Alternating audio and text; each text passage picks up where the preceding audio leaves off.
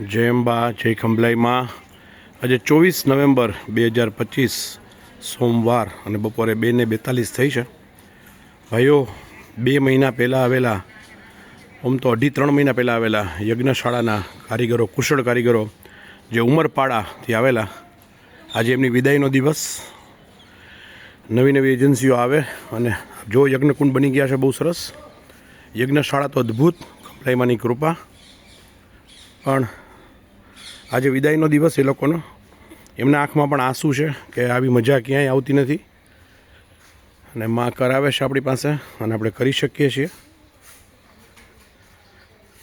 અત્યારથી આટલી સ્વચ્છ લાગે છે, બધું સાફ સફાઈનું કામ ચાલુ છે, બધા યજ્ઞકુંડ નિર્માણ થઈ ગયા છે અને આજે આપણે લોકોને વિદાય આપશું ભાવપૂર્વ, એને પૂરું સન્માન આપીએ ને, કેમ કે જો એ ખુશ નથી તો માં ક્યાંથી ખુશ હોય.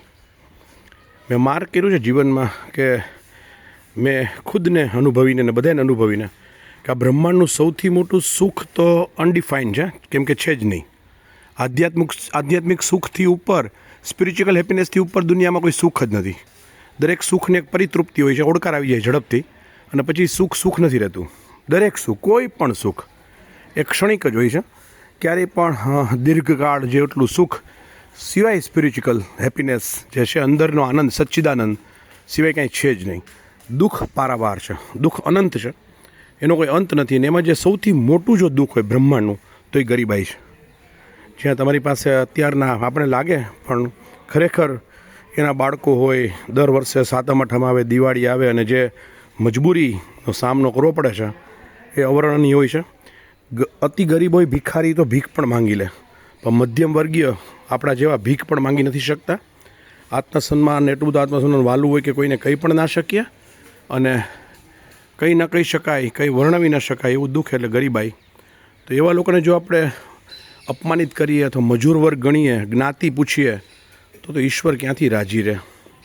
એટલે જ આ પરિણામ આજે આપણે બ્રાહ્મણત્વ પ્રૂવ કરવું પડે છે, નહીં તો બ્રહ્મ તેજ જુદું હતું.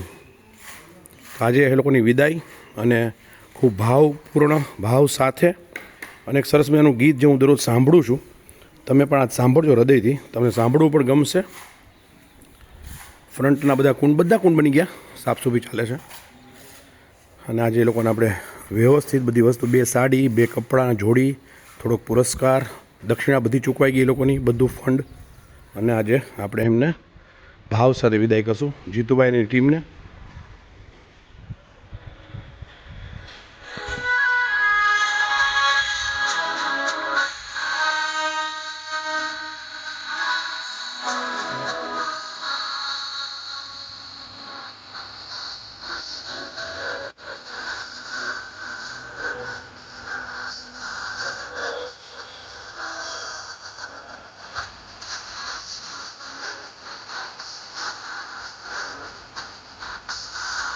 બધાની આંખ ઢીલી છે, એને નથી ગમતું જવું કોઈને.